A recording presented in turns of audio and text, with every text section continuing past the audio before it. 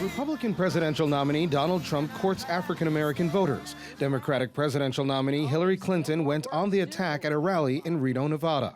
So no one should have any illusions about what's really going on here. The names may have changed. Racists now call themselves racialists. White supremacists now call themselves white nationalists. The paranoid fringe now calls itself alt-right.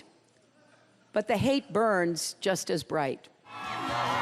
Clinton is accusing Trump of putting the so-called alt-right movement into the mainstream, a group that many consider a white nationalist organization.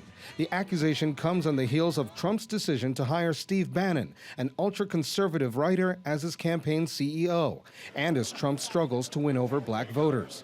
In recent days, he's amped up his outreach to the community to improve his poor showing in the polls.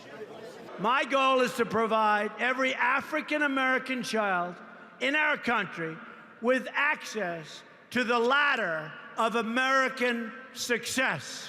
That means good education and a great paying job. His efforts to connect with black voters come as race relations in the United States are sensitive, socioeconomic disparities are growing, and officer-involved shootings of black men have left communities tense. He's been talking now about creating this new American future that he hopes to, bring and lift Americans of all class and color out of poverty. And I think that's the message that he needs to stick to. But some political experts believe Trump's past rhetoric undermines his new approach to attract African-American voters.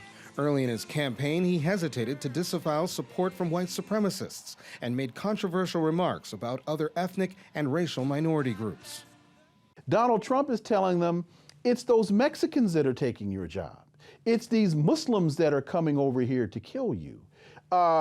He's fanning these flames of anti-immigrant, anti-Islamic, this whole xenophobic fear of the other, and that's the cause of your problem.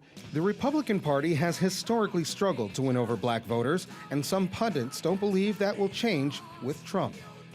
They talk an awful lot about outreach, but they offer no substantive policies that would resonate with the African-American community. If Trump is devoted to increase his African-American voter base, statistics indicate he's fighting an uphill battle. He'll need to convince tens of millions of minority voters that he understands the country's challenges with race before a November Election Day finish line.